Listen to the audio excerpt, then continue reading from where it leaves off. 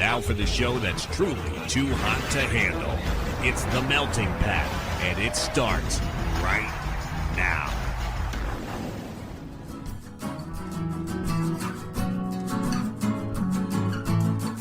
You're listening to The Melting Pat. Here's your host, Pat Johnson. Well, thank you, Jerome. Hello, my friends, and welcome to the show, The Melting Pat, the Next Level Network. It is 11:37 on Thursday night. The show is coming up on Friday afternoon. It's going to be posted. Do not adjust your sets. It is WrestleMania weekend. I am very excited. I can't wait. We just did the chat. It was fantastic. I'm sorry, The Melting Pat, the Next Level Network. Did we do that already? I'm sorry. We're doing all the legal stuff up front because we're ending the show at the chat. Okay, so there we go. So yes, today, if you don't like wrestling, today's not for you. My dear friend Matt Shaw returned for the 9th time to preview WrestleMania. We talked all about WrestleMania 40, and it's very exciting because we're both going to be there. Jill and I will be there both nights, and we're very much looking forward to it. It's our first WrestleMania. It's Matt's like 4th or 5th, but we had a great conversation, just wrapped it up, and so that is what you will hear in just a moment. But I almost gave, full disclosure, I almost gave the captain the week off because it's WrestleMania, and I didn't want to clog the show with stuff. I didn't want people to miss anything, but the Flyers are still in the playoff hunt, so I did not tell him to skip a week, and he indeed sent over the updates. So we will do that for you right now. Good sir, tell us what is going on with the Fly Guys. How close are we to the playoffs? The floor is yours. Take it away. Hey, Flyers fans. Mark back at you again with another Flyers update. Yeah. Woo. Guys, 6 games left in the season.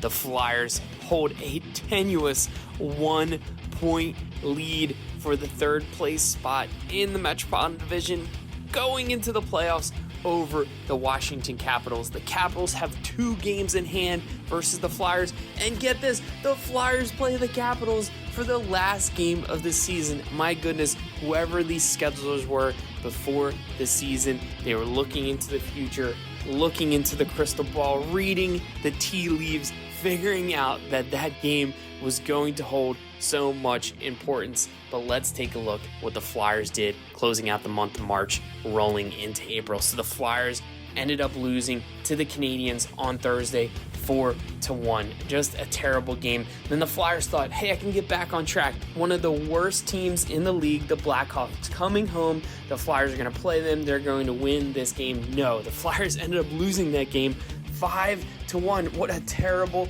showing.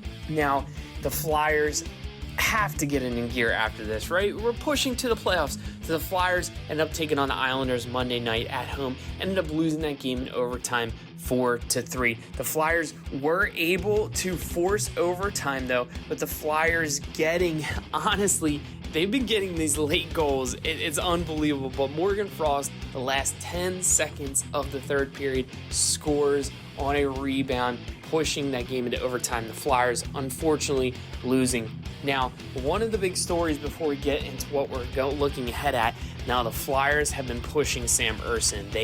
They have not had a real legit backup goalie. Felix Sandstrom just was not working out. But the Flyers got some welcome news from the KHL with the contract being terminated for Ivan Fedotov. Now, they bring him in, and he steps right in after Ersson gets pulled in the game against the Islanders, steps right in, and he's making some big plays, some excellent plays, ends up making 21 saves, gives up 2 goals, but he was solid, and unfortunately it didn't work out for him coming in as the replacement. He looked solid. He is gigantic in that net.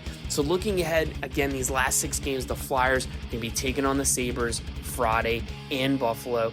Then they're on the road again in Columbus on Saturday, taking on the Blue Jackets. Then Tuesday, they're going to be taking on the Canadiens again in Montreal. So the Flyers, the push to the playoffs, they need to get in gear. They need to finish this season strong. So guys, I have a good feeling. I feel like we're going to be watching some playoff hockey. Let's hope the Flyers feel the same. So guys, that's it for me here inside the Melting Pat on Next Level Radio. Thank you, my friend. There we go. It's there. And I didn't listen to it yet because I've been really busy this week. But Thank you, Captain. Hopefully things are going well with the Flyers. Hopefully things went well, and will continue to go well. There we go. All right. So I'm not going to edit this, really. This is going to come up mostly. I will cut out one part, but that one part that I can remember, we had a bit of a snafu, but it's all good. And you're gonna hear mostly exactly what we recorded. I'm not going to make any real changes. So that's what's going on. All right. WrestleMania 40 preview is coming very soon. So check out in 45 seconds or so. So before we do that, thank you very much for being here. If you don't like wrestling, it's time to go. And thanks for listening to the first few minutes, and to go have fun doing something else. All right. All right. TheMeltingPat.com is where you find all my stuff. Sign up for the Patreon, sign up for the newsletter, sign up to get all of my posts in your inbox, all the show notes, all the things that I write whenever I have time. And whenever I have time, there we go. And all those things. And let me know if I can provide you with any more fun stuff. I will do my best. Okay? All right. There we go. No G-Love. Like I said, we're ending with the chat, and I'll just put on some music at the end. And then that will be that. All right? So go have fun. Be safe. Thank a veteran. Wear your mask, wash your hands, get vaccinated and boosted when you can. And of course, don't do anything I wouldn't do. This, of course, has been an 8 Boiler production. So go have fun. Don't be dumb. And I love you very much, even if you don't like wrestling and you're tuning out right now. So here we go. We're going to ring the bell and get to me and my dear friend Matt Shaw previewing the whole card for 2 nights. Very excited. WrestleMania 40. Jerome, ring the bell. Here we go.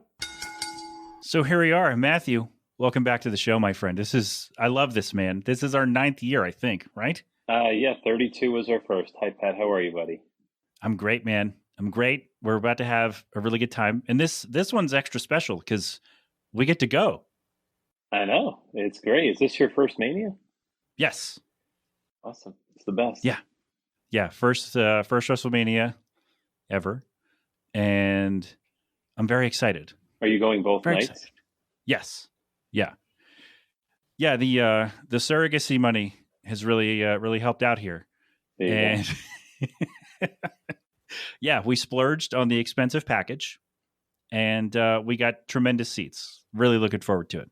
Awesome. And, I question when they'll even be back, because they're really doing this international flair. I understand with times and everything, they probably don't want to do Mania internationally, but you never know. I mean, last month we were waking up for a pay-per-view at 5 o'clock if we wanted to watch it live. And I just feel like, the idea of it being so close to our home may be a distant memory with all the international money coming in and all that other good stuff.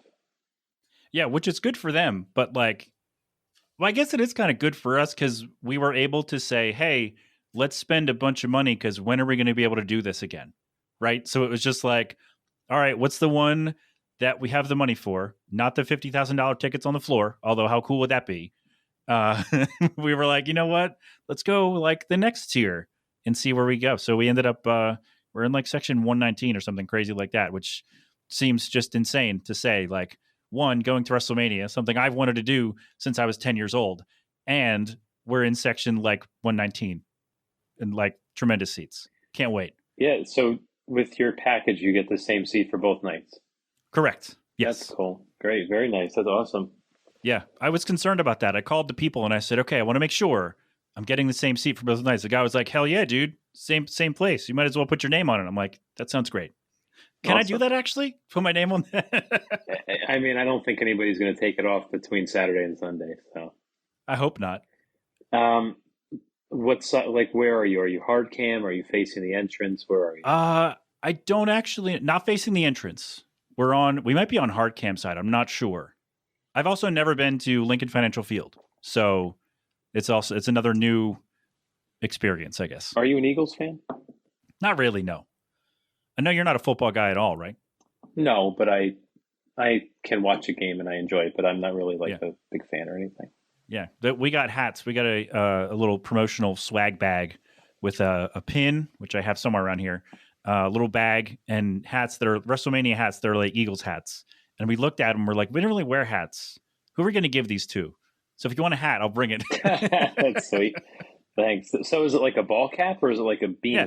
Oh, it's a ball cap. Yeah. Nice. That's very nice. If it was a beanie, I could make it work. But yeah, we don't really do ball caps. Sure. We put them on. We're like, no, this isn't us. What else came in your swag bag? It was just the little bag, the commemorative pin, which I'll show you after. It's in the other room, and the hat. I was hoping for like a T-shirt or like Yeah. a drawstring bag or something. Like, we paid a lot of money for these tickets, man. Like, but I think a shirt would it's have been fine. appropriate. Yeah, shirt would have been good, Like right? you're a walking advertisement for the show. Exactly. Like they do those "I was there" T-shirts, right? Yeah. You could have tossed one of those in. I agree. Well, maybe it should say "I'm going to be there." I mean, That's probably more appropriate. Yeah. Yeah, that's good. All right. See, this is why I'm not on the marketing team. There we go. This is it. But, we've talked about in the 9 times we've done this, how sometimes the build has been, let's say, lackluster. And I don't think we have that this year. Like, we don't have that gripe, because I think this build for like 95% of the card has been awesome. yeah, I'm in total agreement, and I would bet that it's because Vince McMahon is no longer in charge, and Triple H is in charge. And if anybody's been paying attention to what he was doing in NXT, I feel like every minute of TV meant something, and it led to a pay-per-view. And now we have it at WrestleMania, so it's pretty awesome. Yeah, first one without Vince at the helm, which I think I think the ousting of Vince McMahon has turned a lot of people back to WWE. Would you agree with that or no? Yes. Yeah, because we're not going to harp on it, but, he's done some stuff and people were like, oh, that guy. And then they kick him out and it's like, hey, we can watch this show again. Oh, by the way, it's been pretty damn good for several months. Yeah, the build has been really great. And I just look up and down the card, and like you said, like 90%, what do you say, 95% of everything. And I agree. There's a couple of tag matches thrown together, but there's at least some effort in the last 2 to 3 weeks to Mania to make it make sense, which I appreciate. So, I mean, it wasn't long ago where I remember I was going to Mania 29 and even 35. I remember like half the card was just chucked together at like the last 2 weeks. I was like, dude, you had all year to build this and you're just throwing it together. But Triple H, like, his booking has been so great that, like, yeah, you can put like Ray and Dragon Lee versus Santos and Dom, because his creative for Ray and Dom has been so strong and consistent throughout the year that you can come back and revisit it and it feels fresh and fun and appropriate. So Triple H is just on all cylinders right now. Yeah, it doesn't, like, it was weird when it was like, oh man, Dom is back. He came, interrupted a match like 2 or 3 weeks ago with Ray. And it's like, oh man, this again. But it didn't feel like, it was like, hey, they still have this thing that they can go back to and it hasn't worn out, right? Yeah, because after Mania 39, it wasn't like at WrestleMania Backlash, they had another match. And then in the spring, they had another match. And then SummerSlam, it was just, they did their Mania match. They went their separate ways. And the last that they faced each other, they were not on good terms. Now here they are again, not on good terms. So it just kind of, it wasn't done to death. It just was done once. And so they came back to the well again a year later, and it feels pretty fresh in a way. Yeah, they separated. They went to different shows. They did completely different things. Dom turned a dumb little, I was in the clink, man. Like, we talked about it a year ago, how like, wow, this prison thing is kind of dumb, but he's twisted that into making him a star. I remember last year, the year before, where it was like, wow, they're thinking of making Dom a big star, and both of us just groaned. And now here we are, WrestleMania 40, this kid's a star, and he's doing all the little things and even some of the bigger things, he's doing them right, and it's paying off. I love it. Me too. I'm happy to say that I was wrong and that he's a great heel. We both were. Yeah. I'm happy for his success. I think it's really great. And I look forward to any of his promos, segments, matches. He's been really great. Yeah. One of the, like, if you would have told me who are the guys who were getting the most heat in 23, 24, and the two names were Don Callis and Dominic Mysterio, you'd be like, what year is this? Who are these people? But they're the guys, not to do AEW, but Don Callis, Dom Mysterio are two of the guys who get legit heat anytime they go out there. It's great. It's really good. You know who I felt bad for, though, as we're building this tag match? Santos Escobar, fantastic, huge fan. Dirty Dom taking on Rey Mysterio, Dragon Lee. Everybody's great in this match. This is going to be good, whether it's pre-show because it's it's been built for 8 days. But who I felt bad for is Carlito, because they're all in the ring, and Ray's like, "All right, it's going to be me and a partner against Dom and Santos," and I'm like, "Oh, great! Carlito's going to get another WrestleMania moment." He's standing there like he looked like he was ready, like he was going to throw hands, and then the newest member, Dragon Lee, and I'm like, Carlito's like, "Oh, damn it, they got me again." Yeah, I bet Triple H kind of regrets having the entire LWO in the ring for that segment because people just wanted Carlito. And I'm not gonna lie, I haven't been watching everything. Shame on you. Did Dragon Lee just debut? What is his deal? He's been around. He's faced Dom on Raw before when Dom was whatever champion he was, NXT North American champ. Right? Is that the one he won? Sure. And so they had a match on Raw a few months ago, and Dragon Lee's been in and out. So like people know who he is and they know how good he is. And so I guess that makes it okay. But yeah, I think if they wouldn't have had everyone out there with Ray, and Ray was like, "I got a partner, it's Dragon Lee," everybody goes nuts. Instead of like, "Hey, what about Carlito?" Yeah, I think everybody kind of wanted Carlito, but it's okay.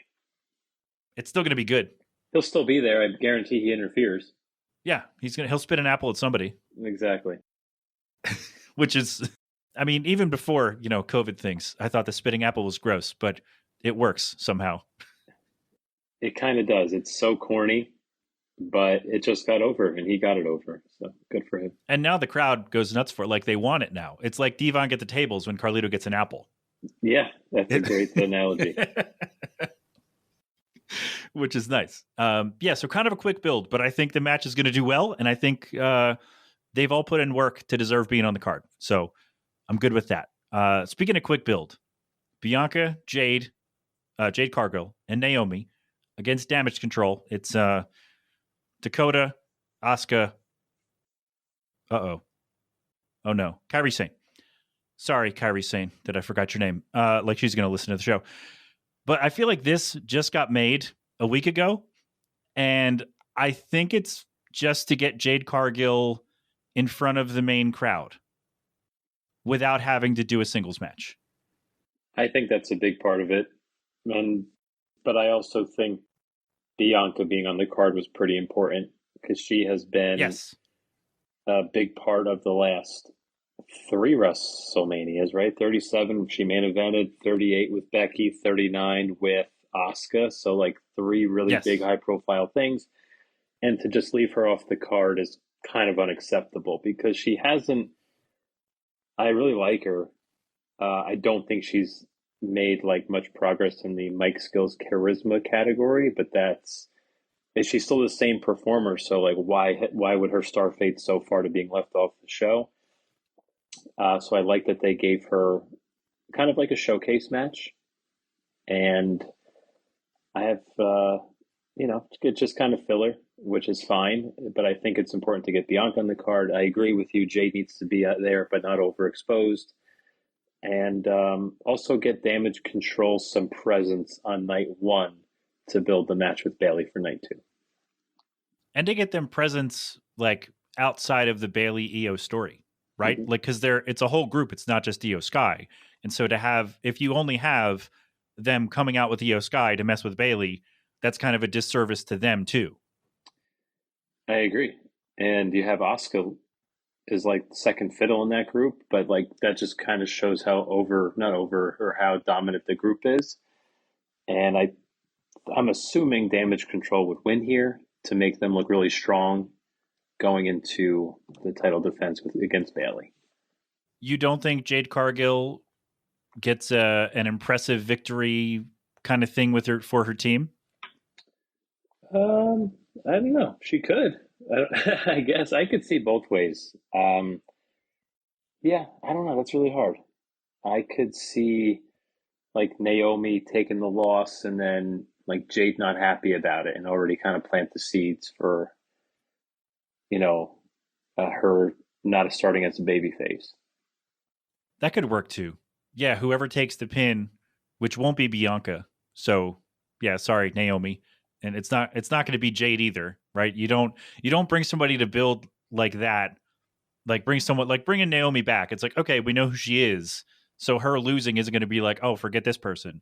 But if someone new to the company, Jade Cargill, loses her first big match, it's like, really? Oh, You're right. all right. You're right. I don't know. It's kind of like which one would you rather, right? It's not a bad thing. I guess it all depends on the way it's executed, right? As long as like damage control doesn't look too weak in the process, or maybe you can just start the dissension of damage control to where like one of the girls like turns on EO in the I don't know. But anyway, I agree with you. I think that's a tough one. I guess It's a tough one for just being made like a week ago. I Like it's a know. tough booking decision, which is weird. I think we're overthinking it a bit, but I think uh, I'm going to stick with damage control. But I could definitely see your point. I think either way, I think Jade Cargill is going to get get an impressive showing to some people who may not know who she is Hmm. outside of her one Rumble appearance and then kind of disappearing for a while, which I don't mind. But yeah, I think Jade getting some shine here, whether this is pre-show or opener or wherever it is, I think we're going to get that. And I think Damage Control could probably win here. I don't know, tough one. We are overthinking it though. I think we're just, we're going to see some good showcases from everybody in here, and then everybody will be better, hopefully, coming out of it. And we'll all forget Just who won in a week anyway. exactly. Just hope everybody has fun out there. That's right. Be fun and be safe. That's right. Let's see. Do we want to do fun or safe? Let's do unsafe. 6-pack tag team ladder match. Matt, I don't know if you remember this about me. I love ladder matches. I love them. They're my favorite gimmick match. Everybody just flying around. Like my favorite match ever is the first tag team ladder match in No Mercy 99. That's my favorite match. I love it. I can watch it anytime and be like, yes, fantastic. So now you have like a dozen people in here and just running around, throwing each other off ladders. I can't wait. I cannot wait. This is going to be so fun. I agree. I love like a good cluster ladder match to be thrown on Mania for like Yeah. the remaining, because you can't have like a banger story for every single title or every single match. So to just give the tag belts, or some years it's the one year it was the IC belt back Yes. in Dallas, right? So I just like when they're like, oh God, like we don't have a story, so we're gonna pick all these great talents and throw them into a ladder match, and it's like, okay, that sounds entertaining. Yeah. So I will say I'm a little disappointed that Pretty Deadly is not on the card, because I need to ask you this. And there is a correct answer. Are you a fan of Pretty Deadly? I just want to confirm that is the team, the blonde team from NXT. The flamboyant guys with the quarter shirts. Yeah, I've seen a couple of matches and I do think they're really entertaining. I really like them. Do you? The correct answer, Matthew, is yes, boy. Yes, I love them. It's so dumb, but they're just so like they're perfect, like little lower to mid card heels. It's just really fun. I'm assuming the Yes Boy is their catchphrase. It's in their entrance. Yeah, it's their thing. It's in their entrance. Yeah. Okay, but I think I saw like a tag match with them in NXT, like on one of the specials, and they just like crushed it, and they were so good. Yeah, they're really good. Yeah. So like, what are they doing? But Are they up? They're at the main roster. They're on the main roster. They're on SmackDown. Yeah, they lost the qualifier to Pete Dunne and Tyler Bate. Oh, that's surprising. Okay. Those guys are good, but I was really hoping we'd get some Pretty Deadly on this card. But I'm happy I do for like Pete Pete Dunne, though. I do. Yeah. Oh, yeah. Really good. Yeah. So we got Pete Dunne and Tyler Bate. They have a name. They do? New Catch Republic is their tag team name. Oh, that's right. That's right. Yeah. I knew that. Okay. And then we got Austin Theory and Grayson Waller, Mhm. who are really fun. Like they're fun together. They're just good. Grayson Waller's great. We got the New Day, of course. The Miz and R-Truth, Gargano and Ciampa, and Judgment Day. Is that everybody? 1, 2, 3, 4, 5, 6. Yeah, that's everybody. A lot of people in this match. Yeah. There's a rumor that the Hardy Boys are going to be making a return. I don't see it happening, but that would be really fun. It would be fun. Um, Again, another Hardy Boys return at WrestleMania would be really fun, actually. yeah, I was lucky to be there for the last one, and like it was so crazy because I remember it was like a swerve where like everybody thought the New Day was going to be the team, and then they moved out of the way, and the Hardys music hit. It was pretty awesome. And also seeing the New Day celebrate that moment with the rest of us, like Yeah, it being in the moment too, was really fun. yeah, that was really cool. So I think this match, I feel like we both know exactly how entertained we're going to be. We're going to love it. It's going to Yeah. be just awesome. I can't wait to see it. Yeah. I think that this is a good way to get the belts off of Judgment Day so they can start to build Priest towards the main event. I think they're going to use this match to write off Damian Priest for the weekend because if he doesn't cash in, he kind of looks like a fool. So I think by putting him in a ladder match, having him take a big bump to end the match kind of writes him off as injured for the weekend. So maybe if you show him in the trainer's room with like a taped up ribs or shoulder, or like he's banged up, or they take him out on a stretcher, that takes out the idea that like he's going to cash in on somebody. So because there's just so much going on with the main event scene between Seth, Drew, Bloodline, Cody, Roman, Rock. To throw Priest in there just feels very clunky, and just there's no room for it. So I don't think he belongs. So, but he would also look like a fool kayfabe wise if he didn't cash in. So I think you need to use this match to write him off for Saturday and Sunday cash in. And I would give the belts to Waller and Theory. Okay. So a few months ago, Jill and I booked out the ending of WrestleMania Night 2, which I'm going to bring up when we do the main event. I'm going to bring it up. It is a convoluted, clunky mess. However, it would be hilarious if we could make it happen. It's not going to happen. But so that's a tease for later. But I do like the idea of Priest being written out for Sunday. Because, yeah, like, this is a time for him to cash in. Like, he's failed so many times. And with everything happening with main event, how Seth's focused on Bloodline and Drew, and Cody and Roman are focused on all the things they're doing, and Rock and all that. So for him not to take advantage of, let's say, a distracted champion, whoever that might be at any point, would be dumb and would make him look even dumber than he has for some of his cash-ins, right? Because he's kind of looked like an idiot in some respects with his cash-ins, right? Like, that's not just me. Well, the way he goes about it is so redundant. You know, you think maybe he'd come through the crowd one time. You think maybe, like, I feel like it's the same exact thing all the time. Like, he just tries to he just gets debunked every single time the same way. I feel like he hasn't done it in a while, though. I might be wrong on that. I feel like, but there was like a span of like a month or two where he must have tried to cash in like 5 times. And just got hoodwinked every time, bamboozled every time. I like the Theory Waller. I didn't think about that. I was thinking this would be a DIY win for a happy crowd. Look, their first WrestleMania, they finally did it. As much as I love R-Truth and how great he's been with Judgment Day, and not really knowing what's going on and being very funny about it. He's one of the most entertaining parts of the show by far, and has been for 2 decades almost. I don't think Miz and R-Truth are going to win. I don't think they need it. Like, R-Truth's in a spot where he never has to win, and he's still over with everyone. Like, it doesn't matter if he wins or not. He's like Brooklyn Brawler almost. Yeah, but better for sure. Although more over, I think, or a better, better presented than Brooklyn Brawler or Abe Knuckleball Schwartz, or there was a third one. I can't remember what it is. Steve Lombardi. Is that his name, Steve Lombardi, or is that the football player? Yeah, I think that's right. Yeah, that sounds right. I'm not going to look it up. Yeah, I think it's a good way to get the titles off Judgment Day, which would be fine, and then tease some dissension in that group. And it also, like, losing a ladder match with 10 other people in it doesn't look bad. Like, you can't look bad. No. And I think it's time to get the belts off of them. They've been champions since like September. I think they beat no. Well, they beat Owens and Zayn, and a loss to Cody and Jay for like a cup of coffee, and then they won it right back.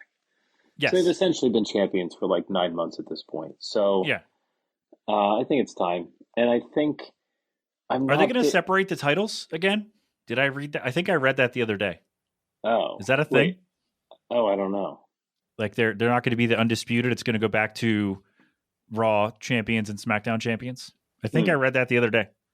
I kind of hope not. I like one pair of tag champs because I mean, look at this ladder match, for example. Like, how many teams are barely established, and this is your WrestleMania tag match, right? Do you really need two sets of belts? No, you don't. You really don't, because then it's like, this seems weird, but like you're clogging up two shows when you can just have the champions go show to show and be like, hey, tag teams, figure it out. Yeah, I think it's better with exactly. one set of belts. Same. So, but yeah, I'd pick Waller in theory. To the same token, we were talking about Bianca, like, you can't let Cena's, even though I feel like nobody remembers it, that's fine, but he can hang his hat on it. But Theory going over Cena is just like such a big moment for any talent that, like, you can't really squander it. So you can't push him so far down the card, even if he's a little cold. So I'd like them to just give him the tag belts with Waller, to let him find his footing again. Kind of like, to a much lesser extent, it's reminding me when, like, Randy Orton was handed everything, and then he went through like his year or two of, like, I feel like just like doing nothing. And I want to say this was like 06, 07. Like, yes, he was teaming with Edge again. Like, you have like Edge and Orton, like, I feel like Edge was carrying Orton through everything, and Orton was just kind of like coasting and treading, and like, but they didn't want to de-push him because they knew how good he was.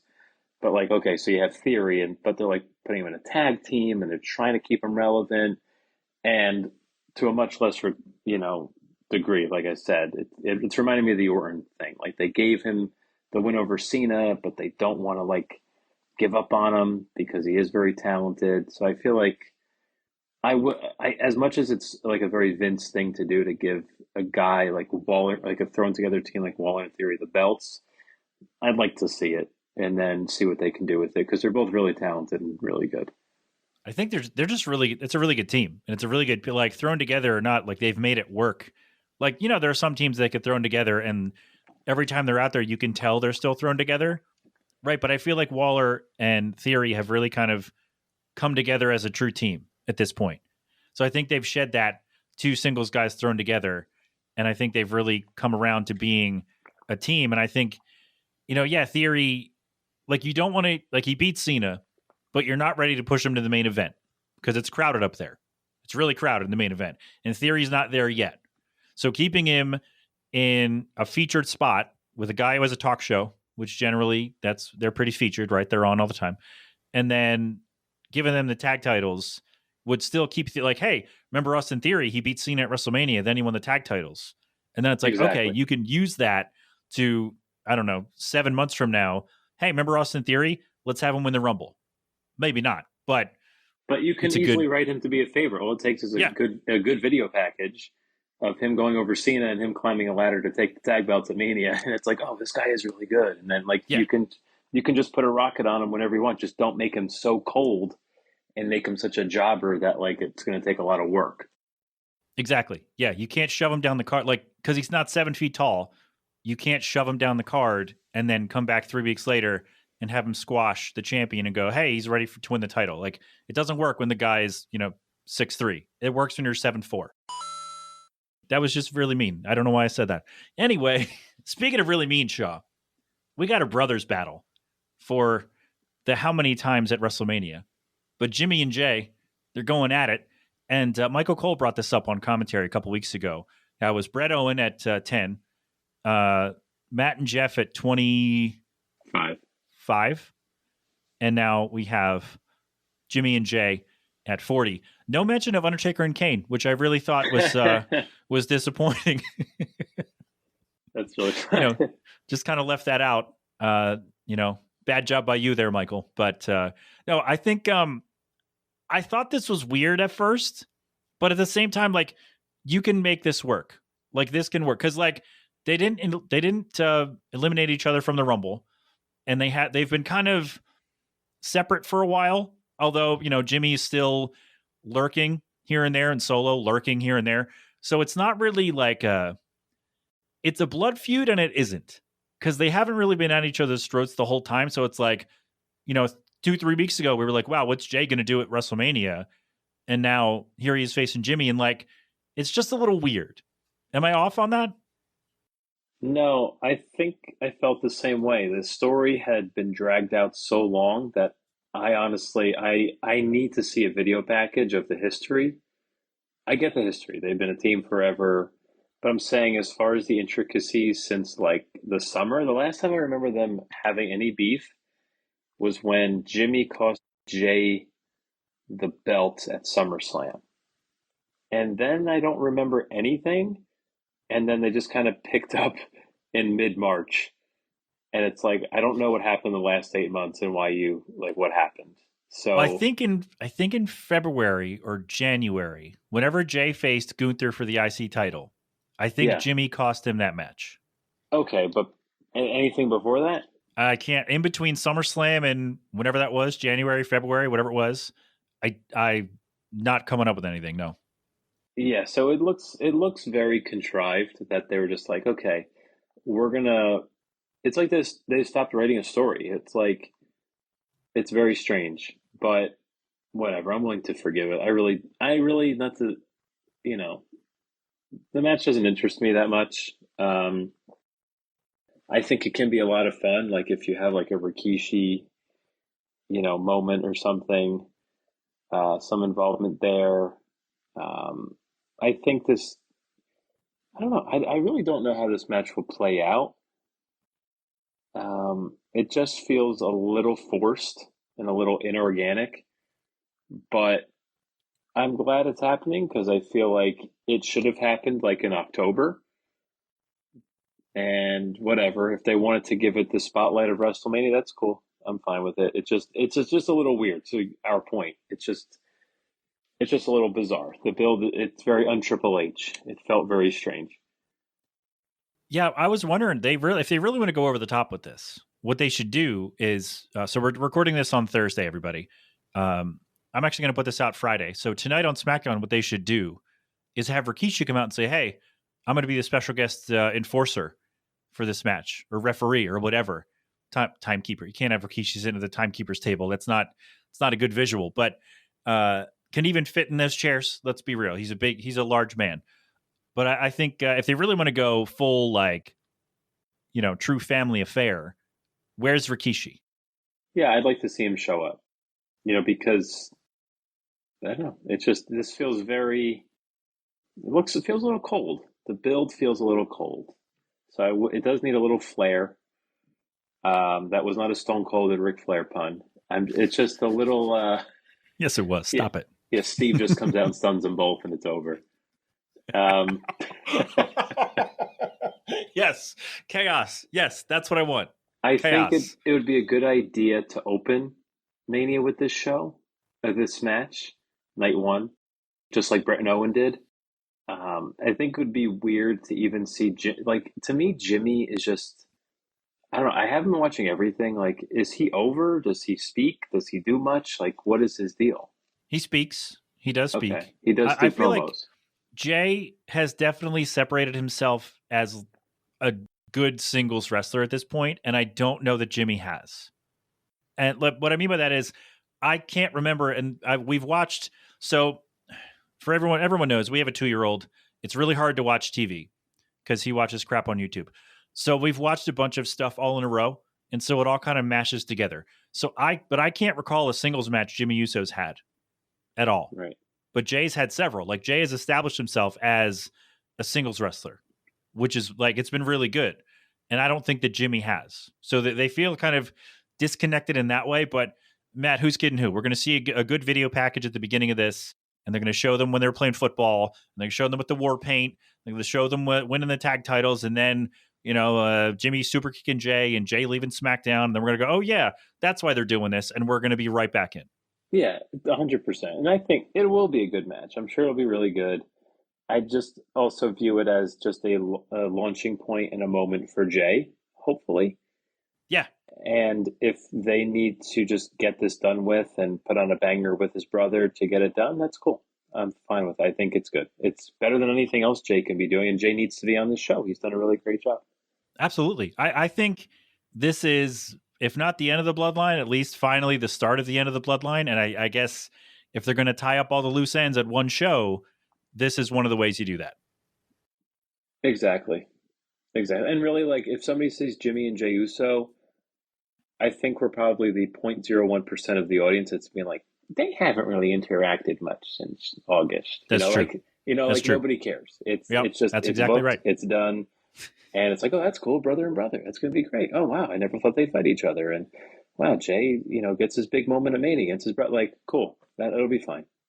Yeah, it's not for us. It's for other people. Yeah, it's not for us. I think it's to establish Jay, and we know that Jay is on his way, which is really great. And this is just to like check a box to say beat brother at WrestleMania to end, greatest tag team of all time. Yeah, I like it. Yep, and yeah, the issues that we've had with it, no one who pays less attention than we do, which will be a lot of people watching WrestleMania, is going to care. It's not for them, or like it's not for us. It's for them, and it's going to be great. Like I said, they're going to show the video package, and everybody's going to be like, "Oh, okay, brother versus brother. All right, cool." And then Jay's going to win, and it's going to catapult him to whatever he's doing next. Mm-hmm. He's going to dethrone Gunther at SummerSlam. No, I don't know who's going to dethrone Gunther. I really don't. We're going to talk about it next, though. Right now, we're not taking a break. We'll do it right now. IC title: Gunther, Sami Zayn. I love Gunther. He's one of my favorites. I've said this for 2 years at least. Sami Zayn's fantastic. He has severely cooled off since last year, where to the point where he came out at number 30 at the Rumble, and everybody was like, "Oh, Sami Zayn," and it wasn't like a huge reaction.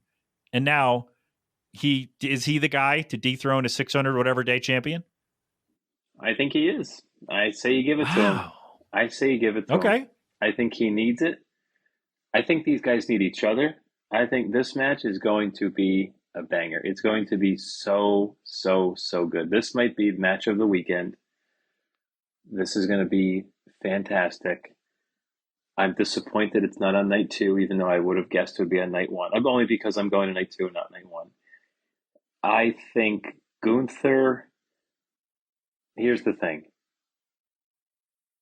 When Triple H took over... Wait, can you do that? Here's the thing more like Triple H. Here's the thing. Can you try that again, please? Here's the thing. When Triple H took over, I think his top priority was to make the championships mean something again. Yes. And Gunther has just completely revitalized the Intercontinental title. Oh my God. He's done an amazing job.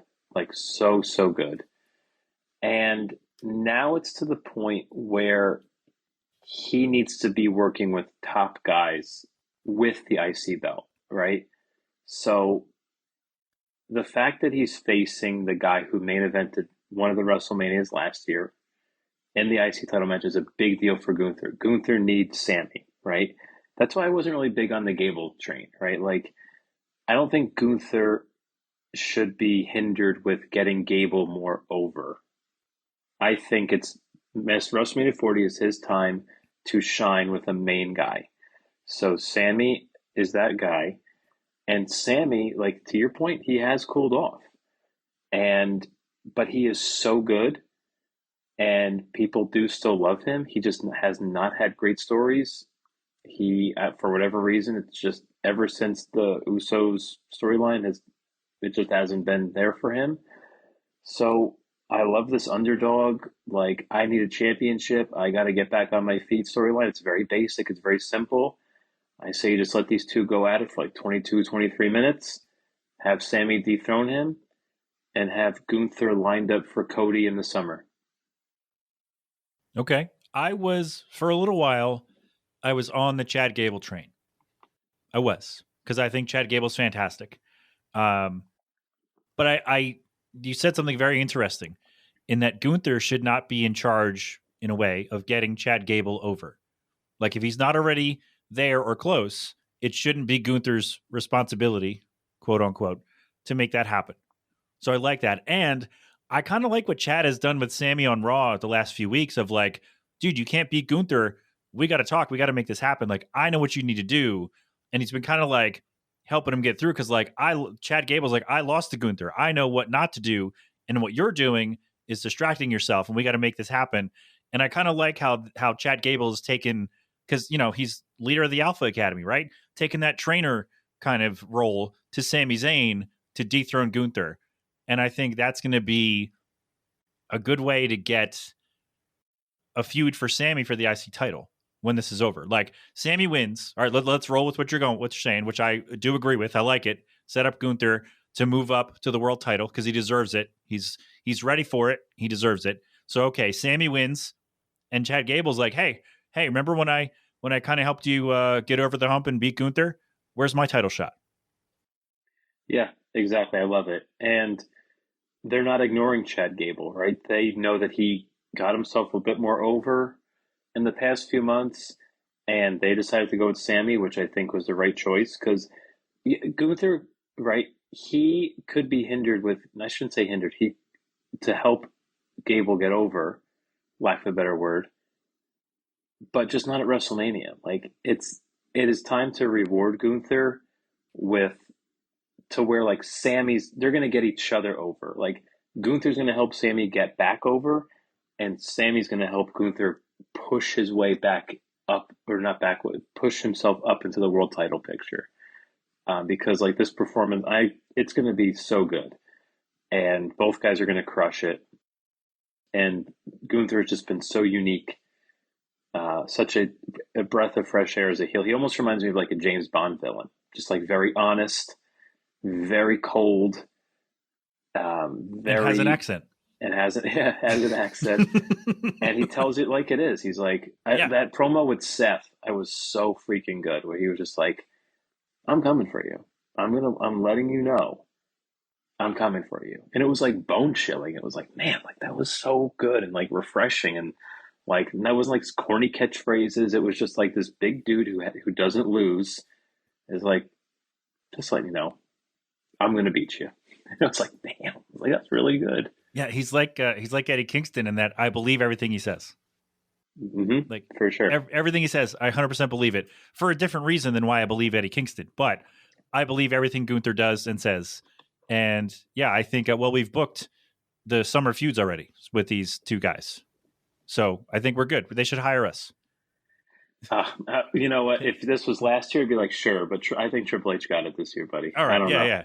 And also, Gunther's match last year at WrestleMania was my favorite of the weekend with Sheamus and Drew. So I have a buddy, David, who watches that match like all the time. I feel like at least once a week he'll throw on that triple threat and watch it. Like, it is his favorite match. Like, he loves that match, and it was so good. Oh, love it! It was a fantastic match. I might watch it tomorrow. Good. So good. Love it. Oh man, is Sheamus hurt, or is he just not working? I thought about him the other day. I can't remember why, but I was like, man, what's that guy doing? Why isn't that guy on WrestleMania? He might be injured. I know he's had back problems, which is as someone who's dealing with back problems, they're a tricky thing, especially when you do real work and not just sit at a desk like me. But so get well soon, Sheamus. We'll see you at SummerSlam. Maybe. I don't know. We got a women's title match on night one, Matt. Rhea Ripley, Becky Lynch. And I mean, not to discredit Bayley and Io, but can you have two bigger stars in a title match right now in the women's division? No, and this was 100% the right call. This was a great pairing. And I think it's just a passing of the torch. I think that they did a great job at the Elimination Chamber, taking advantage of Rhea being in Australia and making her look like a super duper star, main eventing the show. It just elevated her, it elevated the belt.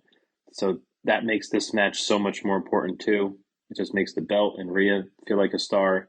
And then you bring in your biggest women's star to face her. It's just a great pairing. I would hope Rhea goes over here, and I think she does. And this should be really good. Yeah, this win for Rhea will if she's not cemented already as a top star in whatever era, a win here would do it. Like, you're going against the biggest women's star probably in the last what do we say, 5 years or so, maybe longer. I don't know when. I don't know about years, but yeah. And then having Rhea go over, who was already a huge star, that like this is her star making moment again, right? Going over Charlotte last year, right? Last year, yeah. That was her like, okay, she's made it. She's had the title all year, and then she goes over Becky.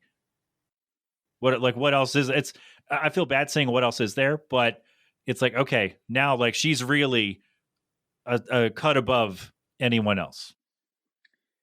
Yep. I think she goes over here, hopefully clean. If not, doesn't matter. It just have her go over. And then it's time for Rhea to spend, the next count. I don't see her losing the belt anytime soon. I don't know who could possibly do it. I know that Liv Morgan's been talked about, but I don't think I'd like to see that, to be honest. I don't know. I'd really have to take a hard look at the roster, but I don't see any. I could just see Rhea just helping get the rest of this women's division even more over in her reign. Kind of like how Gunther's gotten a lot of mid-card guys over in his reign. I think Rhea can do the same for the women's championship, as she kind of already has been. So just, I don't know, fantastic. This will be really, really good. Rhea's just, man, I don't know if there's anybody that's had more of a, I guess, meteoric rise since Triple H took over, and she really deserves it. And it's like, you believe it. She's convincing. Like, it's not just like, this is someone that the boss likes, and so they're getting pushed. It's like, no, she's earned it. Like, she has completely earned every accolade that she's gotten because she is so good and has been so good for so long now with this new character she came up with, a year and a half ago. And she's completely earned all the things. And I don't see anybody. I love Liv Morgan. I think she's fantastic. But is Liv Morgan someone to take down Rhea Ripley? Like this Rhea Ripley? No. And I don't know. It all depends on build too, right? That's true. Like if a story has to be there, things have to click. She has to get probably a hair more over, then maybe. But at this moment, like I don't see it, and I don't even see anybody in the future to do it. But again, it depends on creative and somebody turning babyface. Maybe Rhea turns babyface, and then you get a monster heel coming in. I have no idea. But anyway, as far as Saturday goes, I think she goes over. And let's just keep pushing her because she is like a big star. Charlotte gets her win back at 41. And you and me and Jill, we all sit there and go, oh. No more. Yeah. We've get well soon, but I'm kind of glad she's not. Oh, she's injured? Yeah, I think she blew out her knee or something. Ooh, really? I didn't know that. Okay. So get well soon, Charlotte. But yeah, Rhea goes over for sure. Like absolutely. In a classic. And then I don't know, Becky, who knows what Becky does, but Rhea goes over for sure. We're gonna be wrong. Becky's gonna go over in 5 seconds. But anyway, night one main event. The biggest tag team match. What are they billing this as? The biggest, whatever it is. It's The Rock, the final boss, which I love. The Rock bringing back the vests, bringing back the heel theme song, the effects, the lightning on the Titantron. Just his whole presentation's been fantastic. I do feel like he's made everyone kind of look a level below him, but he's The Rock. That's going to happen. But he's teaming with Roman Reigns against Cody and Seth. Bloodline wins. The title match on night 2 is Bloodline rules, which is no rules, I guess. And Cody and Seth win. No Bloodline involved. It's Cody Roman straight up. What do you think is more fun for night 2? Okay, let me put it this way. For two of us who are going to the show, forget about all the people at home. Don't worry about them. For going to the show, wouldn't it be so much more fun to have Bloodline rules and just utter chaos to end night 2? Well, you were on the same page because This is chapter 2. This is part 2. We've already seen a banger one-on-one match at 39. Yeah. We don't need to see it again. As great as it was, we don't need to see it again. Let's make this thing a cluster. Let's make this thing chaos and a brawl and callbacks and nostalgia and finishers. And I want to see this thing overbooked to all hell. Yeah. and just be the exclamation point on an amazing year and an amazing show. Love it. I'm with you 100%. Bloodline rules. This let's just cluster this thing up. I have in my brain who I'm bringing out in what order, and we'll get into that later. We I are, won't take yes. up too much time, but I think you probably have the same idea. But yeah, let's just make this a giant mess because this storyline has a lot of history. The people involved have a lot of history. And we've, quite frankly, already seen Cody versus Roman straight up. We've seen it, and it was really, really, really good. And I'm not sure if it can be any better. So if you can't be better, be different. So let's just be different and have a great time with the run-ins and the craziness. Yeah, run in, schmaz, chaos, love it, fantastic. Yeah. So yeah, night one, that's going to be fun. I'm looking forward to it. Like I said, I get to see Gunther in person, so I'm really, really excited about that because he's been one of my guys for years. So very excited. Let's take a break. We'll do night two.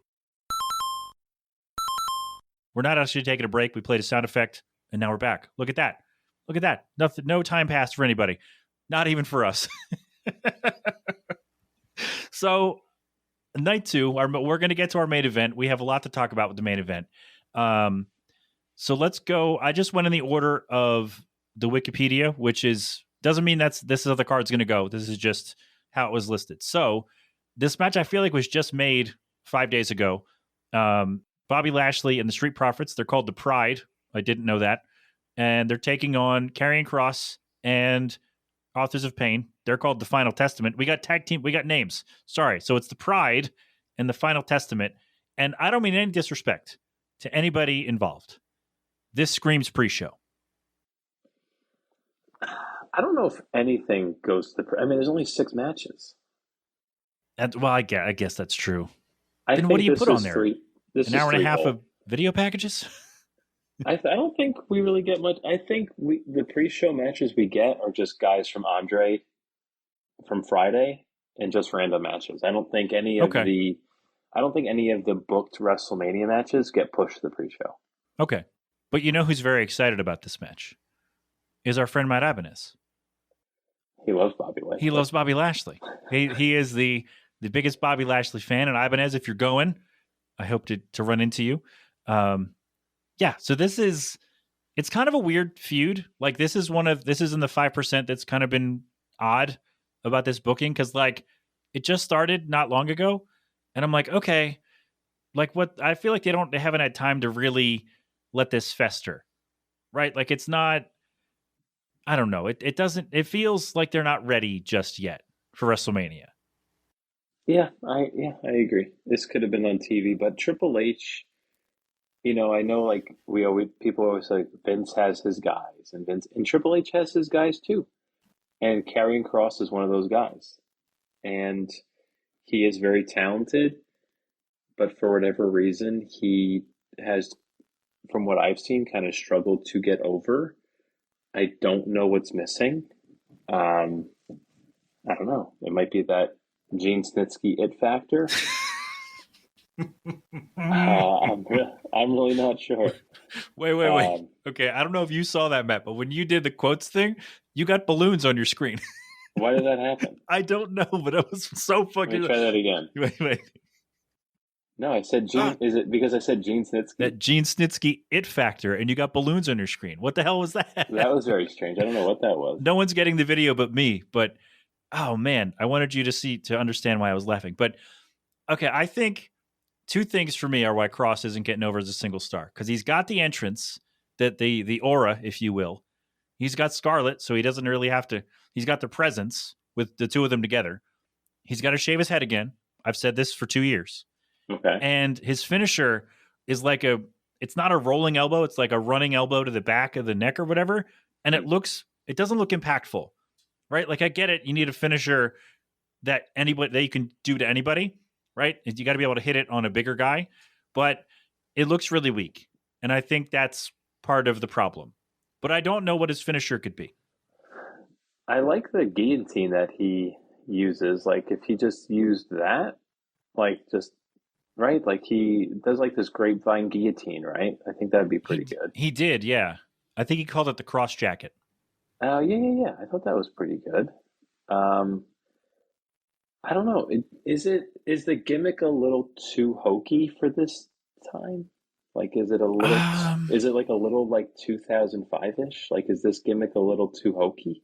maybe, I don't know. but like, it still looks good though. Like it doesn't feel hokey, Yeah. right? But I don't know what Is it he a like. victim of like social media? Like, he doesn't really keep kayfabe that strong, but he's supposed to be like this demonic, you know, Maybe killer. that's it. I don't know. Like, let's say this guy came out and there are no pictures of him in public. There are nothing. We know nothing about him outside of his indie work, say, whatever. Like, is he more over? Maybe because like I his don't gimmick know. is kind of a mysterious. Hey, clock's ticking. We're coming for you guys. And like, oh, who is this guy? We don't really know. Instead of like, oh, look at this guy with his wife on the beach. Yeah, but then again, like how many people are actually seeing him on social media? I don't know. I don't know what's going on there. But I'm glad that Triple H hasn't given up on him because he is very talented. But Oh, I for don't really know sure. what's going on. And I like that AOP are back. I've had a little spot for them. Like they're just. I like that they don't have to talk. They're just big and they throw people around. Yeah, they're good muscle That's for it. sure. That's all you need. And then Lashley, I don't know why you give Lashley and the Street Profits are kind of weird to me because like I always feel like Lashley needs somebody to talk for him, and like they paired him with MVP a couple years ago, and you and I were like, wow, this is great. Like Lashley's muscle doesn't have to talk. MVP does all the talking. He's great. And then they broke him up, and it's like, well, great. Now who's going to talk for Lashley? Yeah, I don't get the pairing either. I feel like they kind of derailed Montez a little bit. I felt like he was doing well. I remember he was like in the Elimination Chamber last year. I don't know, for whatever reason, they just kind of de-pushed the Street Profits. Are they heel? Uh, I think they tried when they did this alignment with Lashley. I think they kind of tried, but like the Final Testament are heels here. So Okay, so they're babyface. I in the traditional context, yes. But like I Whatever. feel like they tried to be heels at the beginning when this started, and then people are like, we're not going to boo the Street Profits right now. They're fun. Yeah, We right, want the smoke. exactly. We want the smoke. We got. It's so good. They're fun. They're just They fun. are fun. Yeah. So we'll see. I mean, this is not a lot of heat to this one, but everybody involved talented. So Well, they put a street fight gimmick on it, so it kind of that's added right. a little Yes, flavor it's to it. a Philly street fight. So they'll be throwing needles and pea stained trash cans at each other. Yeah, there we go. That's they'll throw trash at each other because if one thing's Philly's famous for, it's trash in the streets. So, and I live here, everybody. It's not a knock. That's how it is. I live here. So we can get the inevitable ECW chant out of the way on night two. Yeah, and then whenever they do the Hall of Fame, guys come out to the stage, they'll do that again when Heyman gets announced. Yeah, And deservedly so. I didn't mean to come off as though they shouldn't do that. Yeah. They should. That'd be fun. yeah. So that's gonna be fun. I forgot about the gimmick. That's gonna make it more fun. Okay, I'm sold. I love that LA Knight and AJ Styles, the feud. It's not complicated. It's just spite and bad vibes. Like they just don't like each other. Just wanted to mess with each other. A couple of haters going at it, and two guys who I think deserve spots on the card. Two guys who are extremely talented. And let me talk to you. This match confuses me a little bit. No, I Matt, come would've- on, man. I set you up for that. We're doing it again. I'm not editing this out. We're doing it again. All right. What do I say? All right. Yeah. Come on, Oh, Shaw. sorry. God. All right. You're right. We got AJ Styles. We got LA Knight. This is based on spite and bad vibes. So, Matt, let me talk to you. Yeah. Thanks, buddy. All right. Go ahead. I would have put not a lot of money, but some money on LA Knight opening one of the nights with Logan Paul and ending his United States title reign. I think that would have been a really cool moment for him. They I would didn't have go loved that, by the way. Yeah, I don't know. They just didn't go that. That's fine. Maybe because they had nothing for Orton, which is a big deal. You got to have something for Orton. I get that. Yes. But I just really thought LA Knight struck out beating Roman as he should have. He shouldn't be dethroning Roman.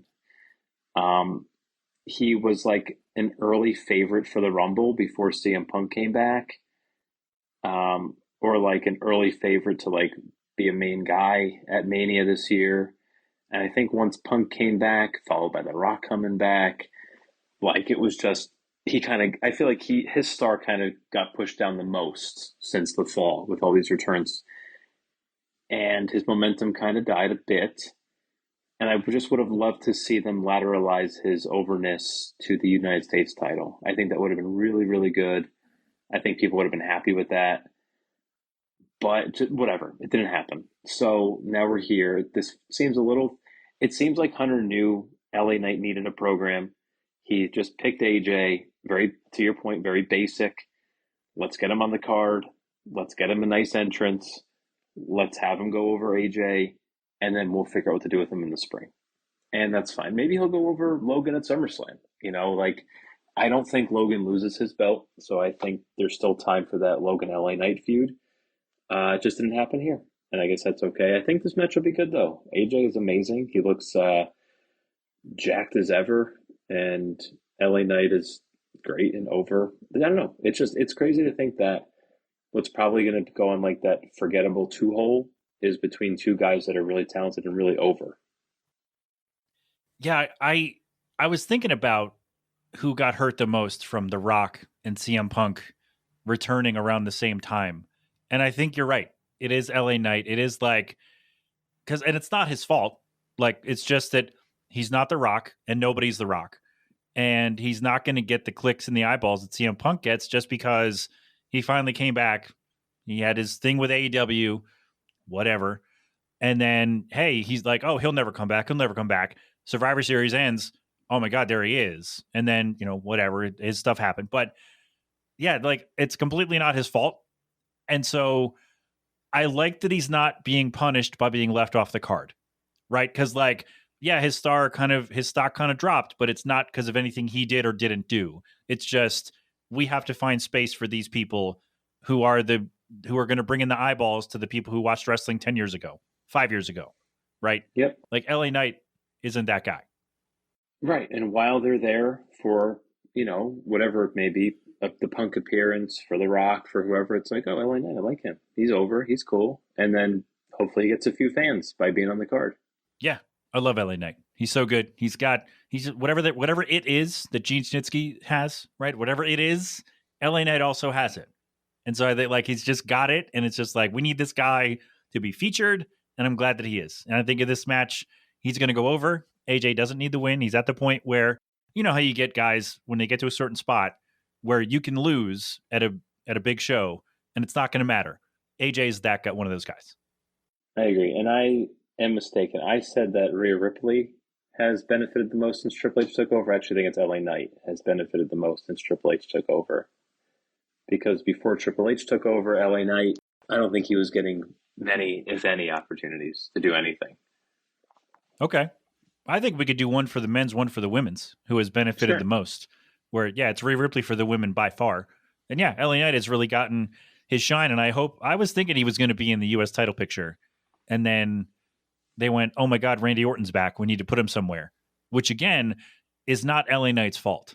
And so, again, I like that he's not being punished. And I think he's actually going to be rewarded for not pouting and running away or bashing everybody on social media. Instead, he's getting his spot. He's going to make the most of it and beat AJ Styles and use that to catapult him to another program for the summer. Yeah, I think he beats AJ. Maybe does something else, but I think SummerSlam he takes that title from Logan Paul. I like it. And I like the segue. Speaking of, Logan Paul defending his U.S. title. We've talked about Logan Paul. We're not huge fans of him as a guy, but as an entertainer, as a wrestler, he gets it. And so he deserves to be here defending his U.S. title against Kevin Owens and Randy Orton. And Logan and Owens have had history. So this is a good way to keep that going.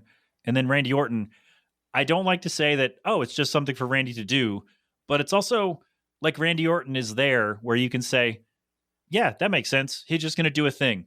And yes, of course, why wouldn't Randy Orton be in the U.S. title match? It's WrestleMania, right? Yeah, this really felt like Owens and Paul's blow off, and then they just kind of inserted Orton into there after the Elimination Chamber brass knuckle spot.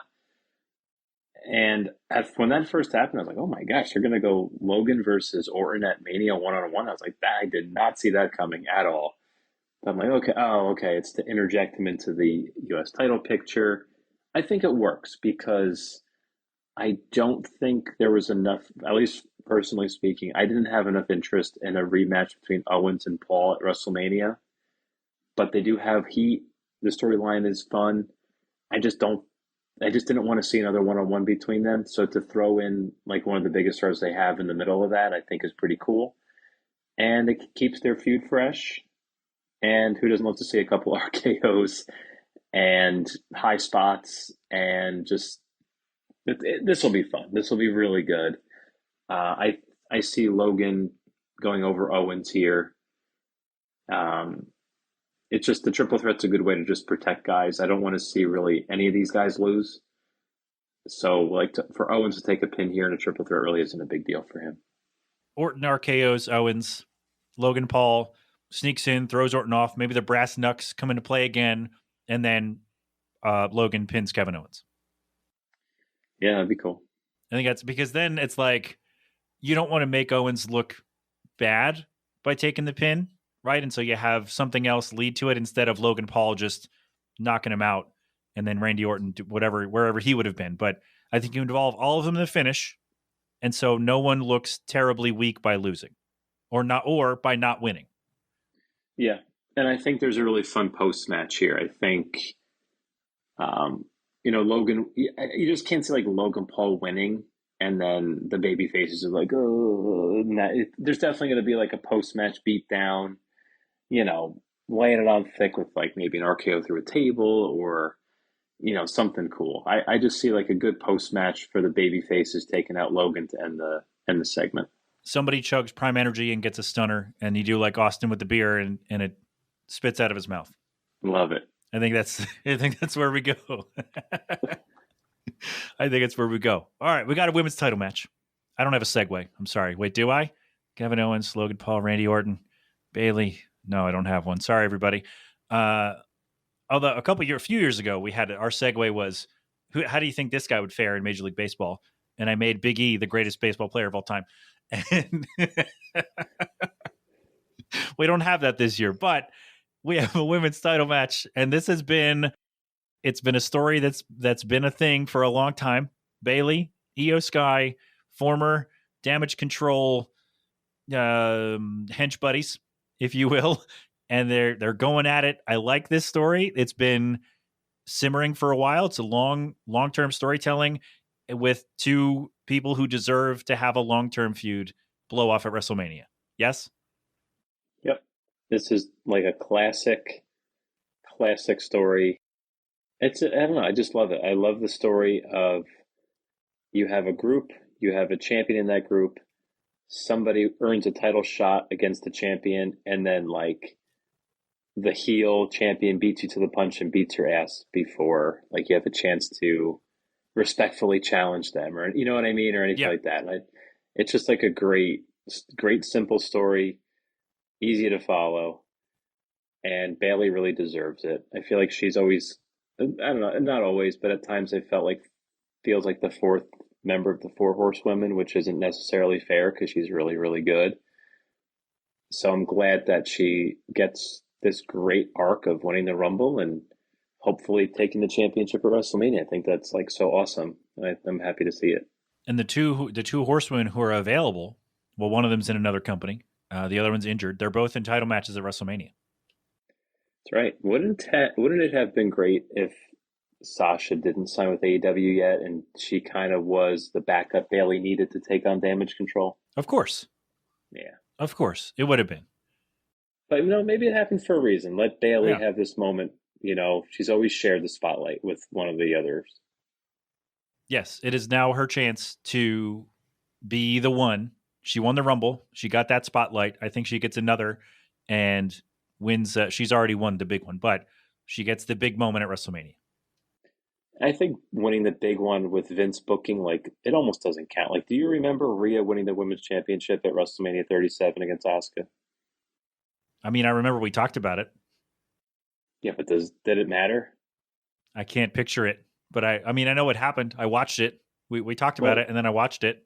like, to me, I just feel like Bailey, like, in my brain, like, I know she's won the belt, but like she hasn't won the belt because like the writing was so poor and so thrown together. But like the fact that like there's an arc and there was a stable and there was the Rumble win and there's the Mania, like this all just feels this is the way somebody should be winning a championship. Yeah, like this is a story. This isn't, oh my God, it's January. We don't have a plan for this person for WrestleMania. This has been simmering in a way for months, a year, however, whenever they debuted as a thing, right?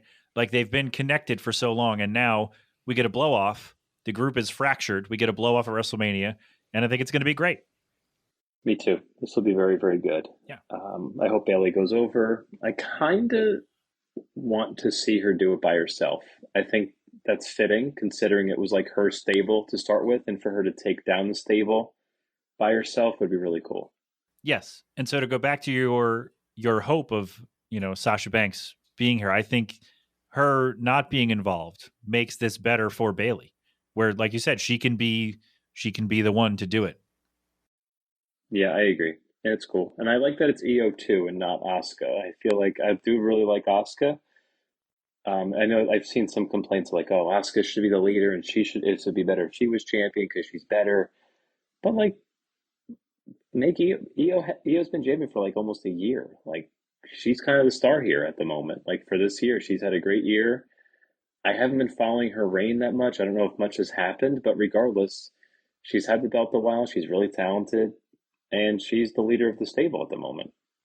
And she deserves the spot. She's like much like Rhea Ripley. She has earned the spot she's in right now. Yep, definitely. Really cool. Yeah. Look at that. We're looking forward to women's matches. How about that? How about that? Well, good creative. Who would have thought? Good storytelling will do that. We'll make two white men care about women's matches. How about that? Who'd have thunk it, Matt? Who'd have thunk it? So we have world title match. We have two world title matches. All right, we're gonna forget that I don't like the idea of two world titles, but Seth Rollins, Drew McIntyre. Drew has been fantastic. Seth has been fantastic. Drew making fun of CM Punk has been fun.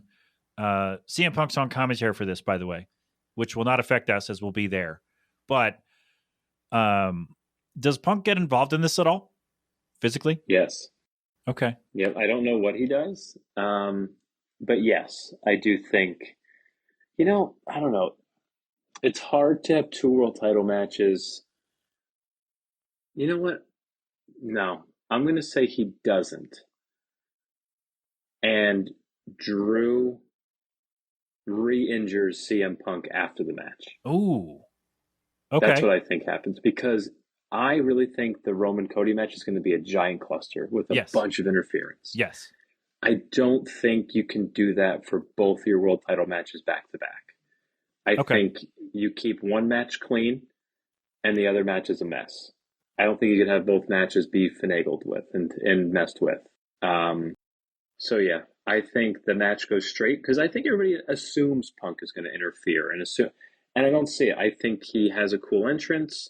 He sits there, does commentary, and as a baby face, you probably should just sit there and watch the match and call the match. But then after the match, I think Punk will be re-injured by Drew to add extra sympathy for Punk and build anticipation, and it will work in a beautiful video package when Punk finally makes his return for the Rumble or wherever they want him to be. So yeah, that is my prediction for what Punk does. I think he does not have a good ending to his night. I think he gets crushed by Drew, and the kayfabe timetable for his return has been pushed back because of the injury at WrestleMania. Okay. You think Drew goes over? Yes. Yeah, I think he finally he's been talking about it. Drew McIntyre gets his moment with fans, winning the world title, in an actual full arena, not an empty warehouse. Yeah, I think he's earned it. And that's the title of this episode. Everybody's earned it. It's not you deserve it. We've moved past that. They've all earned it, right? And I think Drew McIntyre has done enough to get his moment in front of actual fans. And, you and I get to see it. Yeah, I think it'll be great. And this was a great pivot for the creative team. I know that it was supposed to be Punk and Rollins. I think Punk has gone on record to say that.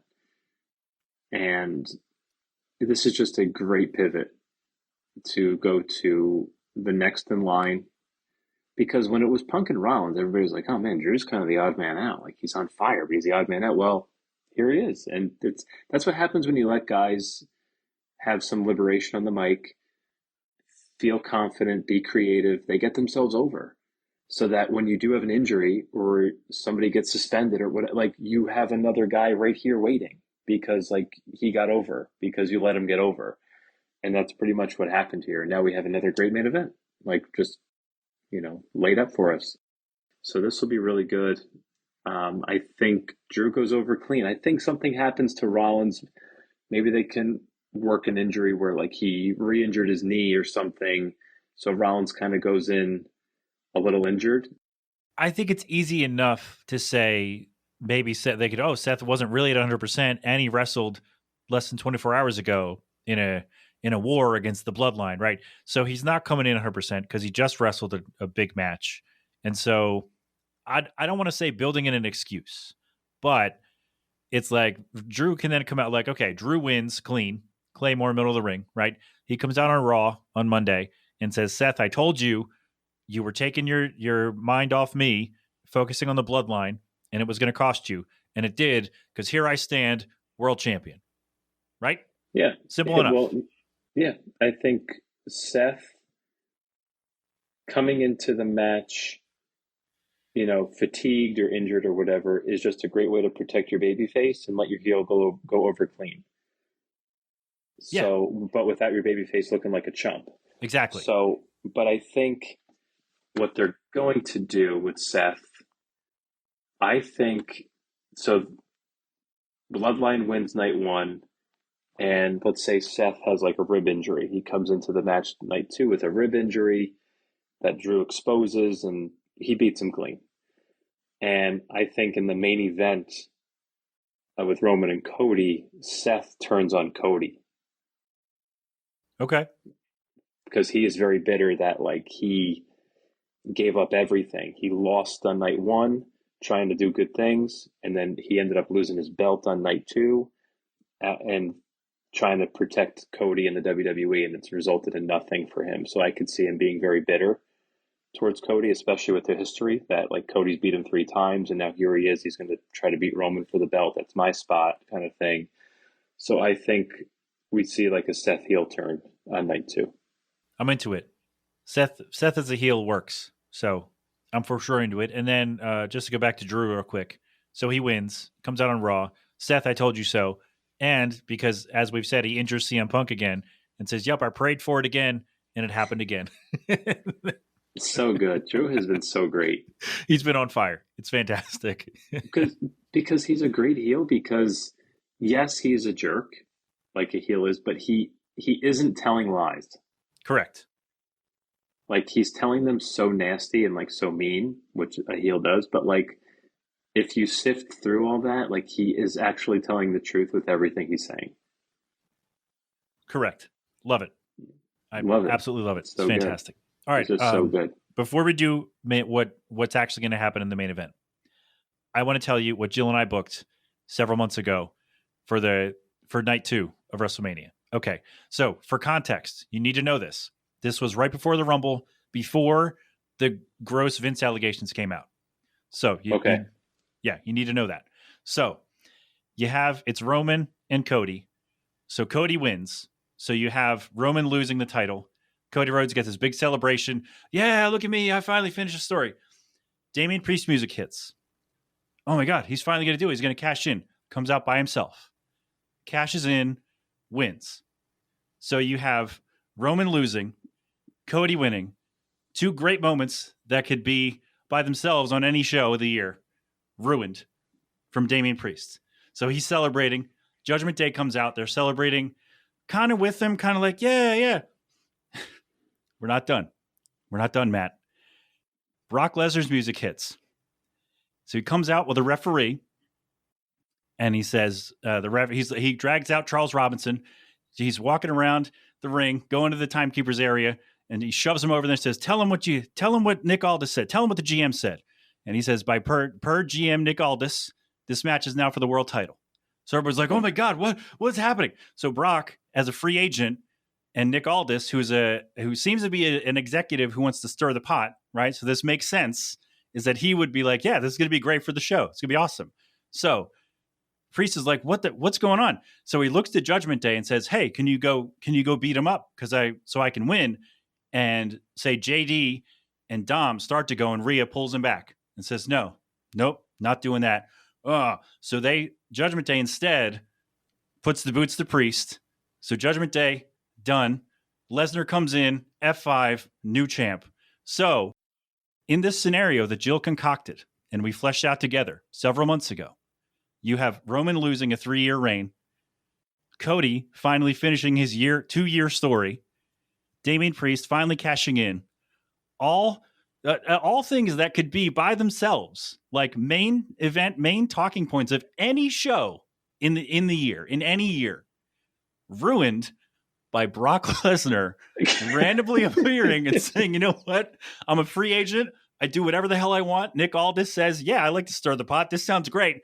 So we end WrestleMania not with Roman Reigns retaining the championship, not with Cody Rhodes finishing the story, not with Damian Priest finally cashing in Money in the Bank, cementing himself as a star, but with Brock Lesnar as world champion once again. If this could still happen, it's not, because Brock's in a lot of trouble. Would you love that? Yes or no?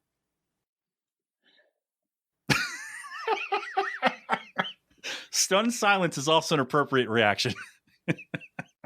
Pat, I pride myself on honesty being a man of faith, and there's a deep drive to left field. Faith and honesty. That's a home run for Nick Castellanos. I would walk out of that show really confused and really upset. But have we not been talking about sowing chaos for WrestleMania? Exactly. No, exactly. Hey, okay. To defend the idea's point, my idea's a bit of a mess as well. Yeah. But it all depends on your perception and the execution of said idea. Of course. So you created a lot of angles. Of course. Yes. You probably created a Cody heel turn somewhere, because no man can take that much abuse, finally win the belt for his father, and then have it ripped from his cloth within 45 seconds. I don't think any man can take that anymore and smile for the rest of his life. He wouldn't even wear suits anymore. He would just come out in tattered jeans. He'd be Raven. Exactly. He'd quit. I think you not only would, it's not a heel turn you'd elicit. You'd elicit Cody Rhodes to quit the business. He finished his story because he retired. Oh my God. At 38 years old or whatever. But you know what? I think your idea might happen all the way up until Lesnar. I don't think Lesnar's coming. No, it's not but happening. Your idea might happen. It could still happen where the Cody story is dethroned and you get Priest. They like Priest. I don't know. It might happen. He has the briefcase. So I could see that happening. I think I would, listen, I'd be open-minded to anything because I trust Triple H. If Priest were to walk out with the belt, I'd be like, I can't believe that, but I trust the process with him. Yeah. If Lesnar were to walk out with the belt, I think I'd be like, okay, I think Vince is back. Replace Lesnar with The Rock. Oh, wow. Because The Rock has brought up on TV that he's the head, like in kayfabe and in real life, he's the head of the board, right? He's on the board, like he's the boss, right? He's in kayfabe and in real life, he's got the pull. That would be pretty wild. So would be wild. The story plays out the same way. Roman loses to Cody. Cody loses to Priest. Priest loses not to Lesnar, but to The Rock. And that was his plan all along. That's pretty awesome. Is that better? Do you need Priest, though, in there? What's that? Do you need Priest in there, though? Like, could you just go Roman, maybe Cody, not. Rock? Yeah, maybe because then I mean, either then way, then you have Cody Rock feud right into SummerSlam. right, and then okay. So if we go with the scenario that Priest is written off for the weekend from the ladder match on Saturday, he's not available. So that part of the story is not there. So Judgment Day splinters another time. Right. I think that's going to happen. I think it's going to happen anyway. I just think the scale of that would be hilarious. Is like they didn't break up because somebody lost or whatever. It's like, no, they decided not to beat up Brock Lesnar and they turned on Priest and left. I do like the idea that like they're just not going to mess with Brock and they're not going to defend him. That is cool. I like that idea. But you could do it with The Rock. Probably save that for Monday. You could also do that with The Rock, where instead of we're afraid of getting beaten up by Brock Lesnar, we're afraid of being fired by The Rock. Yeah, exactly. I like that better. I do like that better. All right, so replace Brock, even though it's much funnier with Brock Lesnar. It's much funnier. It's more like PTSD with Brock Lesnar. Like, I can't tell you how many shows ended with him just burying all this talent, and I was just like, oh my God, I can't take this anymore. Like, it happened, I remember there was this random Rumble that was terrible. Like, all these great mid-card acts were going at it in the Rumble. He just comes out and ends it in like 3 seconds. That Money in the Bank where he came out wasn't even in the match and just buried Mustafa Ali. Yeah, and it's, I mean, you know, that's the kind of guy Brock Lesnar is. I feel like that's his real life Brock too, where like if he's in a corporate job and he's got a chance to get over you, he's just going to do it. Yeah. Exactly. But yeah, pure chaos. All right, so let's get to the real thing. So you're on board with the chaos part of it. I am, for sure. So in our concoction here, Roman Cody is bloodline rules. I want anyone and everyone, no matter where they work or don't work, if they can be if they're available on Sunday, I want them involved. Open all the forbidden doors. Get whoever is available is somehow connected to this. I want everybody. Empty every damn locker room. Just everybody fighting up the long WrestleMania ramp. Shout out to my buddy Kenny on that one. I want everyone involved. Absolutely everybody. What do you got? Okay. I think Cody has to go over here, but I said that last year. So that's the beauty in Cody losing last year, is that it has created a doubt amongst fans to be like, I really thought it was going to be last year, and I was wrong. Before you dive too deeply, I will say, we got done recording last year because we both said Cody finishes the story, he wins, Roman does whatever. I took off my headphones when we were done, and I thought, damn it, what the hell do we do if Roman wins? And I was bummed we didn't talk about it. But now we've had a year to talk about it, and we still didn't. But anyway, sorry, go ahead. Yeah, no, it just seemed like a slam dunk. Cody's going to win because that's what we were accustomed to. Babyface wins the Rumble, heel champion, babyface. But Triple H is like, nope, like I'm gonna make you wait for it. And at the time, I was like really upset as a fan, like, oh my God, like, are you serious? Like, what a poor decision that was. But here we are a year later. Everybody's more over. The story's bigger. The story is better.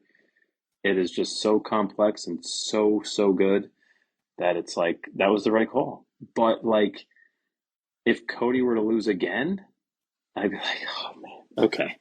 All right, but I trust you. I trust that you're going to do this right. And I trust it. But at this point, I think Cody has to finish it with it being WrestleMania 40.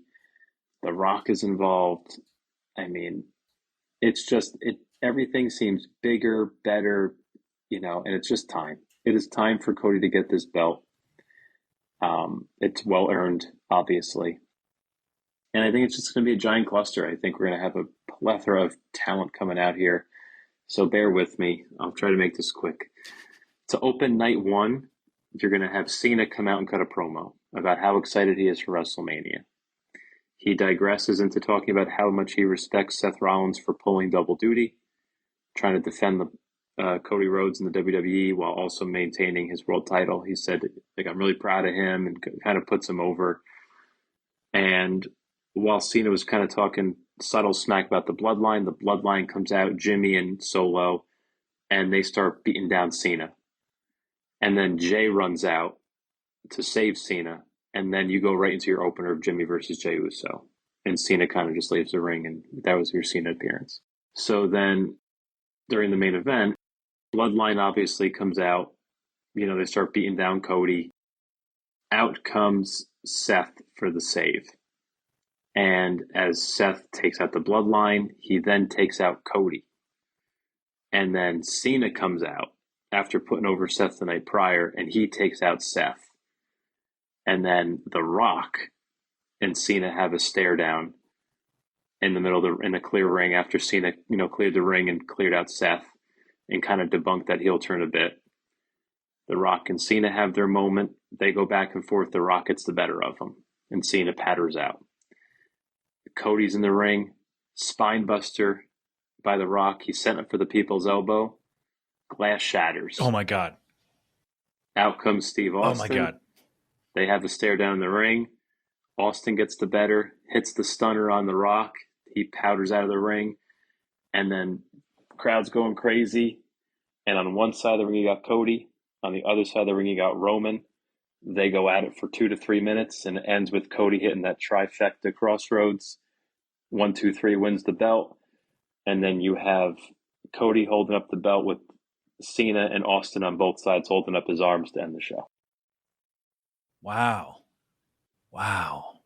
Let me say one thing before I tell you how much I love the idea. You say The Rock patters out of the ring. No. This is WrestleMania 40. This is Stone Cold. The Rock takes a stunner and flips over the top rope.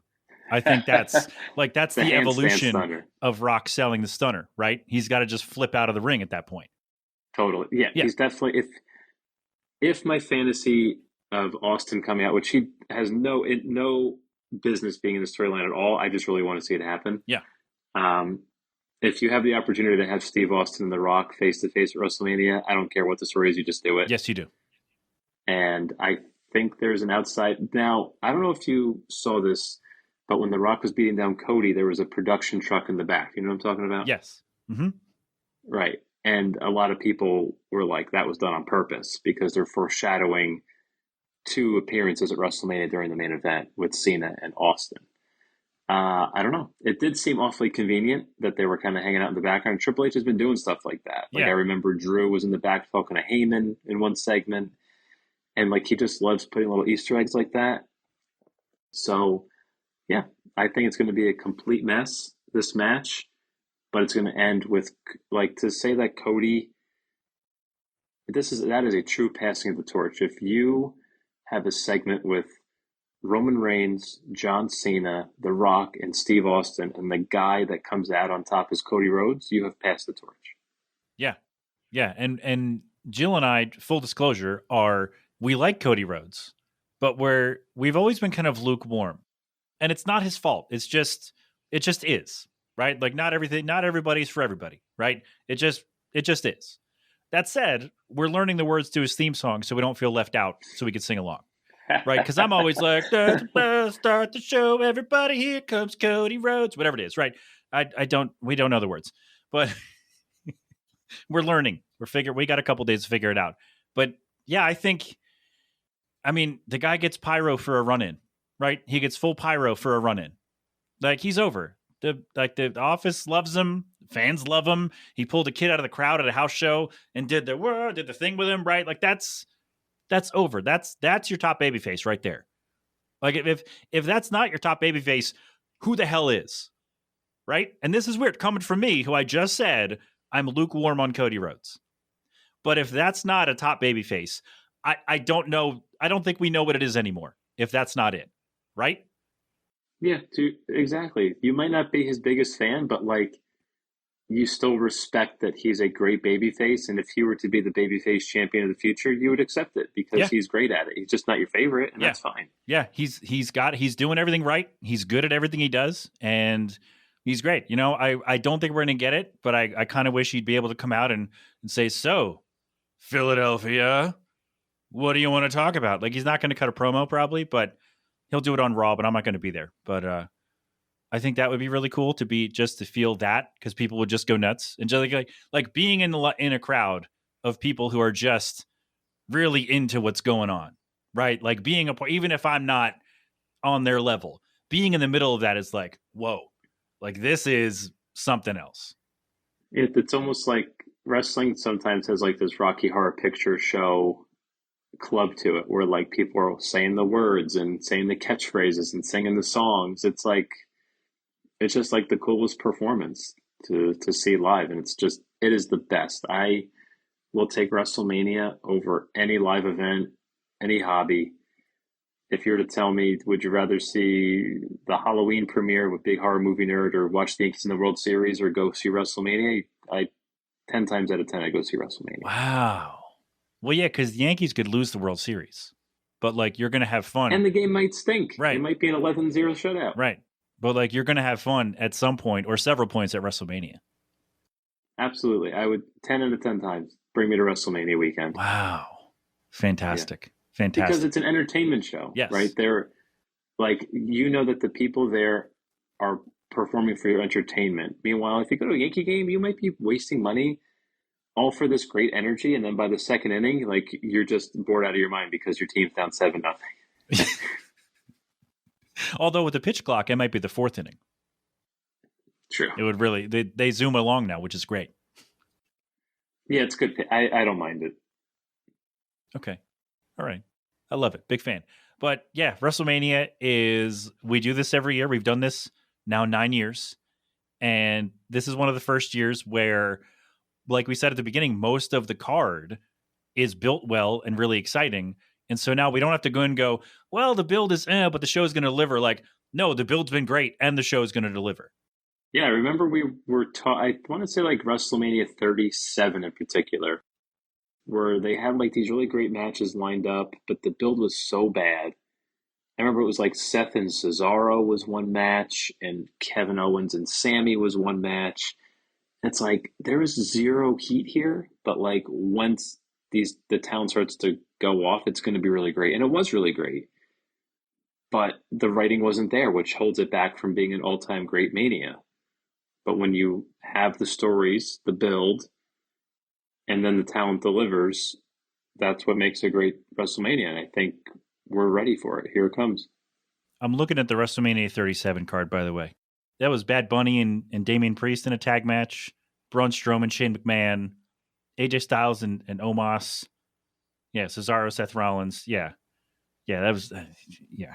Yeah, I remember most of that and going like, yeah, it's going to be good, but it's like, and we don't have that this year, which is great because they're billing it as the biggest WrestleMania of all time, right? It's WrestleMania XL, right? It's really right in there. Just that tagline writes itself. And it's not all grown up WrestleMania, whatever that was, 21 or 22. When they little Bobby Lashley jumping up to the apron. Once again, So shout out ridiculous. to Bad Evidence to wrap the show. Yeah, that gimmick, that marketing was just so poor. But now The Rock is back. And that's for a casual fan who only tunes in at the Rumble and WrestleMania. You don't need much more. Right? Nope. And especially that, speaking of pivoting with creative, like to make him a bad guy and to give us Cody Roman, I really am happy they did that for obvious reasons. Yeah. Yeah. This is going to be a really fun show. And I don't say that because I'll be at both nights, even though, everything's better when you're there to see it live, right? But I feel really good about this show. I feel good about going. I hope hope things are dried out by the time we get there. It's been raining all week. It's raining right now. So we're supposed to be dry Friday, Saturday, Sunday. We should be good. Yeah, really looking forward to this. And as I do, I've looked forward to this conversation all year. And I'm glad we were able to get it done. Me too, Patty. When I was waiting for your text, and I was happy to receive it, and so happy to talk to you. So happy to talk to you. You've been a really good friend for several years, and wrestling keeps our bond strong. So thank you for always inviting me onto the show. It's always great talking to you and catching up personally. Absolutely, man. And I stayed up late for you, and I'm not going to edit this, by the way. It's going up as is. That's what I decided. Right 2 minutes ago, I decided that. I'm not editing this. It's going up Friday as is. You good with that?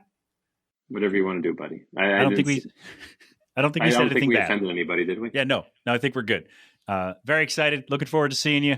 I'll text you on Sunday. We'll be down there for most of the afternoon. So whenever you get there, let me know, and we'll see each other in person for the first time since somebody's wedding. Looking forward to it. All right, brother. You take care, man. All right, that is our show. That's it. We're ending right now. WrestleMania 40. Enjoy it on Peacock. If you're coming down, come say hello. That's all. Thanks, everybody.